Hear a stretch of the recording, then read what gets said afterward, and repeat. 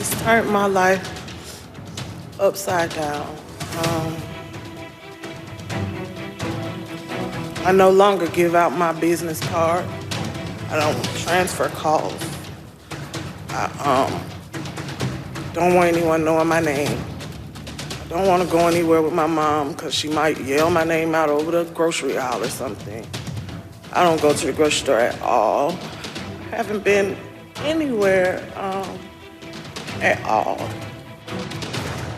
Former Georgia election worker Shay Moss recounting the effects of former President Trump's personal attacks on her and her mother as he worked to reverse the 2020 election. It comes as the January 6th committee says new evidence and a flurry of tips could necessitate additional hearings. Congressman Jamie Raskin is a member of the Select Committee and joins me this morning. Good to see you this morning, sir.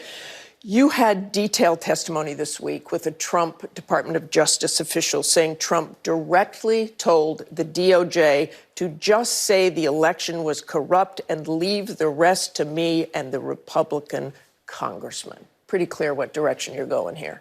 Well, we saw a series of successive shakedowns of the election officials, of secretaries of state like Brad Raffensperger in Georgia, of state legislative officials, and we saw a lot of heroes, people who hung tough, like Shay Moss, and were not willing to be deterred from doing their public duties.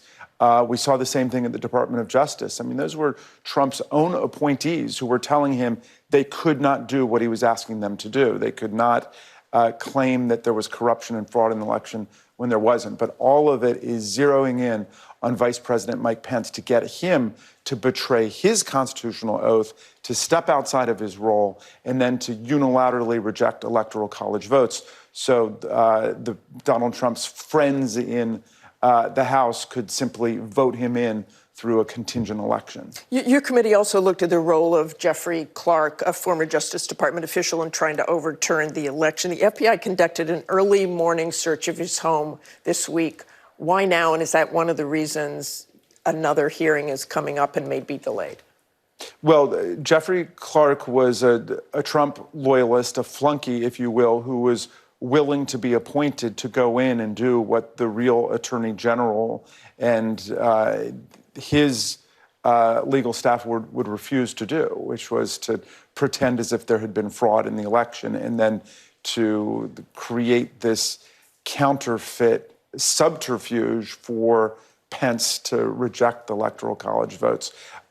So the Department of Justice is apparently interested in him because of crimes committed, potentially, and we're interested because of the entire plot against the election.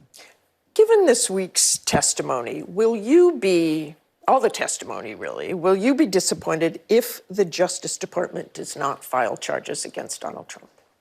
You know, I have to tell you, speaking for myself, that is not my principal interest. I mean, our democracy's on the line here. Our Constitution is at stake. Are we going to have violent assaults against our elections? Are we going to have politicians who, disappointed with the results, try to overthrow the election and just seize power?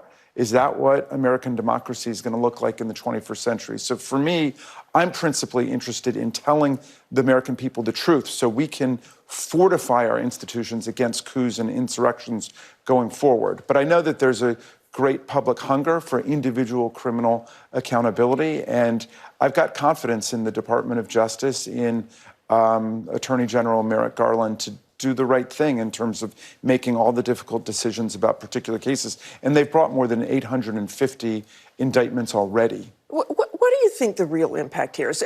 As much as some people are very riveted by these hearings, a recent ABC News Ipsos poll showed that only 34% of Americans are following the hearings somewhat or very closely. Well, people are busy, and so we know a lot of people, especially younger people, will learn about the hearings through snippets that go out on TV or online, and people now are able to process information in different ways. It's not like the Watergate hearings where everybody had to be watching at the same moment because of the relatively primitive state of technology then. People are going to be able to absorb this over time, and I certainly have met a lot of people who are saying, I missed one of the hearings, but I'm going to watch it this weekend. And I assume you want to change minds. There was very powerful testimony from Arizona House Speaker Rusty Bowers earlier this week. He described being asked to replace Arizona's Biden electors with those who would support Donald Trump. Let's listen. It is a tenet of my faith that the Constitution is divinely inspired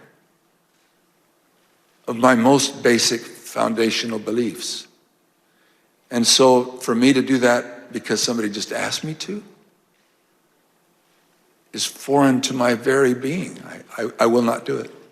He talked about being harassed and threatened while his adult daughter was gravely ill. She later died. And yet, when asked by the Associated Press if he would support Donald Trump if he ran in 2024, he said, if he is the nominee, if he was up against Biden, I'd vote for him again simply because what he did the first time before COVID was so good for the country. In my view, it was great. So if January 6th and what Donald Trump did to him hasn't changed Rusty Bowers' minds, how's anybody else's mind going to be changed? I was very moved by Rusty Bowers' testimony and his constitutional faith and patriotism. When he said that, I thought to myself, well, if you want to get Donald Trump back in office and that were actually to materialize, you've got to be prepared to do the exact same thing next time, because Trump has proven himself to be absolutely disrespectful of the rule of law and completely ungovernable by the Constitution.